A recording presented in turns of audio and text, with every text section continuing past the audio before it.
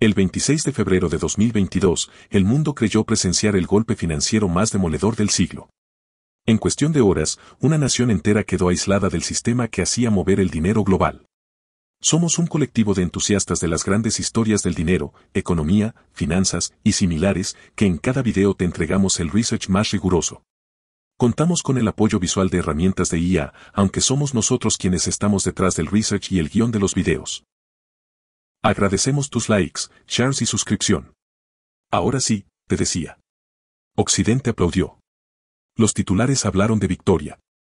Pero en los sótanos del poder, algo empezó a resquebrajarse, el arma que Estados Unidos había creado para dominar el planeta acababa de volverse contra él. Aquel día, sin que nadie lo supiera, comenzó el principio del fin del dólar. Durante décadas, el dólar fue más que una moneda.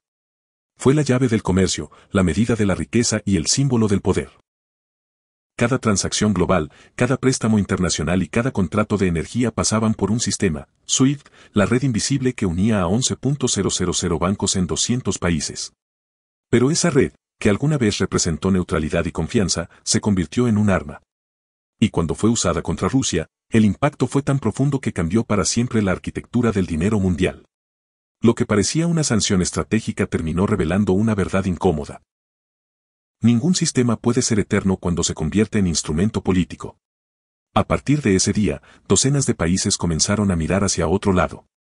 Y lo que siguió no fue una reacción inmediata, sino una lenta y silenciosa revolución financiera. El día que el sistema se quebró. El anuncio llegó un sábado por la noche. Rusia quedaba fuera de SWIFT. Los bancos rusos no podrían enviar ni recibir pagos internacionales. Se trataba de la opción nuclear de las sanciones económicas. Washington y Bruselas celebraban el aislamiento total de una potencia que, hasta entonces, parecía inmune a cualquier castigo. El rublo se desplomó un 30% en 2 días. Las imágenes de cajeros vacíos recorrieron el mundo. Parecía el colapso anunciado de una economía entera. Pero mientras los mercados se hundían, algo más profundo comenzó a moverse, la estructura que sostenía al dólar empezó a ser cuestionada. SWIFT no mueve dinero. Envía mensajes. Es la red de confianza que confirma las transacciones, el lenguaje común del sistema financiero. Y al desconectar a Rusia, Occidente rompió ese lenguaje. Rompió la promesa de neutralidad. Si una potencia podía expulsar a otra por razones políticas, ¿quién estaría a salvo mañana? En Pekín, Nueva Delhi y Riad, la lección fue clara, el dólar podía ser un arma, y las armas se evitan. 2 días después, Rusia buscó salidas. Activó su propio sistema de mensajería financiera, el SPFS, y comenzó a mover transacciones a través de China, India y Turquía. Lo que debía ser el fin del comercio ruso se convirtió en el comienzo de un nuevo circuito económico paralelo. El sistema financiero mundial, que durante medio siglo orbitó en torno al dólar, acababa de recibir su primera fractura visible. La decisión de expulsar a Rusia no solo golpeó su economía. Golpeó la credibilidad de todo el sistema que Estados Unidos había construido desde Bretton Woods. Los países comenzaron a entender que su dinero no era suyo si podía ser congelado con una orden ejecutiva. La desconfianza, una vez sembrada, creció más rápido que cualquier sanción. Y en menos de un año, el mundo financiero empezó a dividirse en 2, los que confiaban en el dólar, y los que ya buscaban cómo escapar de él. Porque lo que se rompió aquella noche no fue solo un protocolo bancario. Fue el mito de la invulnerabilidad del dólar. La historia se repite. Nada de lo ocurrido en 2022 fue nuevo. Cada imperio que dominó las finanzas mundiales creyó que su poder era eterno hasta que decidió usarlo como arma. Hace más de un siglo, en 1914, Gran Bretaña controlaba el comercio global a través de la libra esterlina. Londres era el corazón del dinero, el punto donde convergían las reservas del mundo. Pero cuando estalló la Primera Guerra Mundial, el Reino Unido congeló activos alemanes en su territorio. Por primera vez, el dinero dejó de ser neutral y se convirtió en herramienta de guerra. El efecto fue devastador, pero no para Alemania. Fue para la confianza en Londres. Los países neutrales comprendieron que su oro, sus cuentas y sus empresas no estaban seguras si Londres decidía lo contrario. Esa grieta silenciosa abrió el camino para que Nueva York reemplazara a la City como nuevo centro del mundo financiero. 30 años después, en Bretton Woods, la libra fue destronada. El dólar tomó su lugar. El patrón se había establecido. Cada vez que una potencia usa su sistema financiero como arma, siembra la semilla de su caída. Décadas más tarde, Estados Unidos repetiría la jugada. En 1979, tras la crisis de los rehenes en Irán, la Casa Blanca ordenó congelar más de 12.000 millones de dólares en activos iraníes. Fue la mayor confiscación financiera del siglo XX. El gesto fue celebrado como una muestra de fuerza. Pero, como un eco lejano del error británico, la comunidad internacional entendió otra lección peligrosa: los dólares en bancos estadounidenses no pertenecen realmente a quien los deposita.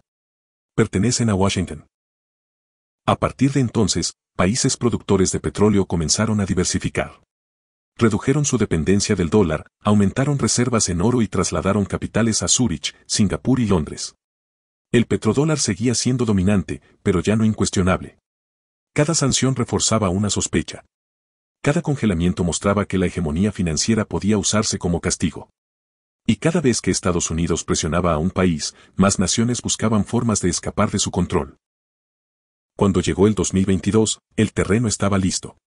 Rusia no fue un caso aislado, fue el detonante de un ciclo que la historia ya había contado.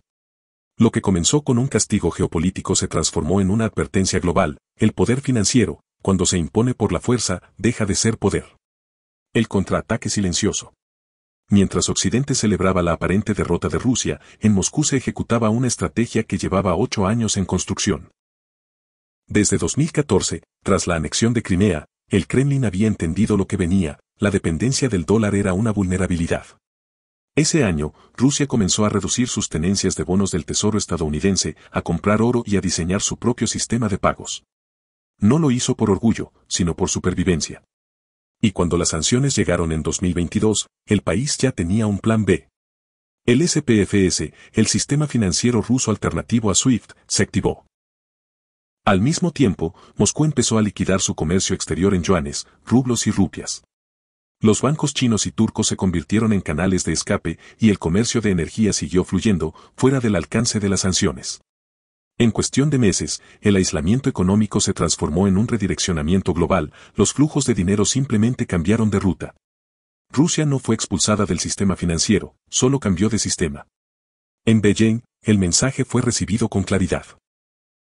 China aceleró el crecimiento de CIPS, su propia red de pagos internacionales. Lo que empezó como una infraestructura complementaria para sus bancos estatales se convirtió en una alternativa viable al dominio occidental. CIPS, diseñado para operar en yuanes, creció un 50% en volumen de transacciones en un solo año. El sistema, antes periférico, empezó a atraer a países de Asia, África y Medio Oriente, todos interesados en una red donde Estados Unidos no pudiera presionar el botón de desconexión. En Nueva Delhi, algo similar ocurrió. India fortaleció su interfaz de pagos unificada, UPI, un sistema que permite transacciones instantáneas y que pronto comenzó a cruzar fronteras. Cuando Rusia ofreció vender petróleo con descuento, India aceptó, pero no en dólares. Lo hizo en rupias. El resultado fue simbólico: una de las mayores economías del planeta realizaba comercio energético sin tocar la moneda estadounidense. El cambio no fue inmediato, pero sí irreversible. Arabia Saudita, Turquía, Irán y Brasil observaron el movimiento y comenzaron a replicarlo. Lo que empezó como una reacción defensiva se convirtió en una estrategia colectiva: desdolarizar. La exclusión de Rusia, que debía servir como ejemplo de castigo, terminó siendo el catalizador de una transformación global. Por primera vez desde 1944, el sistema financiero dejó de girar en torno a una sola moneda. El efecto dominó. Cuando el polvo de las sanciones se asentó, el verdadero terremoto comenzó lejos de Moscú. En Riad, Dubái, Nueva Delhi y Johannesburgo, los estrategas financieros observaron una nueva realidad: si Estados Unidos podía congelar las reservas de Rusia, podía hacerlo con cualquiera. La confianza, el recurso más valioso del sistema financiero, se evaporó. Ya no se trataba de estar a favor o en contra de Washington. Se trataba de sobrevivir a su poder. Arabia Saudita fue el primer temblor. Durante casi medio siglo había vendido su petróleo exclusivamente en dólares, sosteniendo el pilar del petrodólar. Pero en 2023, anunció que aceptaría pagos en yuanes para sus exportaciones a China. Ese simple gesto rompió un monopolio que había mantenido vivo al dólar desde los años 70. Lo que alguna vez fue impensable se volvió práctica comercial. Y cuando Riad se unió al bloque BRICS en 2024, el mensaje quedó claro: el futuro del petróleo ya no hablaba solo en dólares. Los Emiratos Árabes Unidos siguieron el camino. Comenzaron a liquidar su comercio con India en rupias y dirhams, evitando el sistema SWIFT. Brasil y Argentina negociaron una moneda común para su intercambio bilateral. Y las naciones del sudeste asiático impulsaron un acuerdo para comerciar en monedas locales, sin intermediarios occidentales. El mapa financiero del planeta comenzó a reescribirse en silencio, bloque a bloque, transacción a transacción. Mientras tanto, los bancos centrales empezaron a acumular oro a un ritmo no visto desde la década de 1970. Más de 1.000 toneladas compradas cada año durante 3 años consecutivos. No por nostalgia, sino por desconfianza. El oro no puede ser sancionado, ni congelado, ni censurado. Los números lo confirmaban. La participación del dólar en las reservas globales cayó del 71% en 1999 al 58% en 2024, y su uso en el comercio internacional retrocedió más de 15 puntos porcentuales en apenas 2 años. Era la desdolarización más acelerada de la historia moderna. Incluso los aliados más cercanos comenzaron a cubrirse. Europa desarrolló su propio sistema de pagos, Instex, y Japón aumentó sus reservas en yuanes. No se trataba de rebelión, sino de prevención. El arma financiera había perdido su filo. SWIFT seguía existiendo, pero ya no era sinónimo de poder. Y el dólar, aunque todavía fuerte, empezaba a mostrar grietas que ni la propaganda ni la diplomacia podían ocultar. El reloj del dólar comenzó a correr. Para entender el presente, basta con mirar el patrón. En 1914, Gran Bretaña usó las finanzas como arma y perdió la libra. En 1979, Estados Unidos hizo lo mismo con Irán y minó la confianza en sus propios bancos. En 2022, repitió la jugada con Rusia.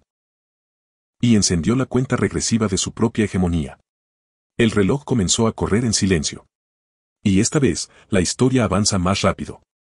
Mientras el dólar perdía terreno, China emergía como el heredero natural. Poseía la segunda economía más grande, la mayor base manufacturera y el comercio exterior más extenso del planeta. Pero sobre todo, tenía algo que Occidente ya no, paciencia estratégica. Sin disparar un solo misil, Beijing empezó a ocupar los espacios que el dólar dejaba vacíos. CIPS crecía, el yuan ganaba presencia en reservas internacionales y los acuerdos bilaterales en monedas locales se multiplicaban. La red alternativa ya estaba en marcha.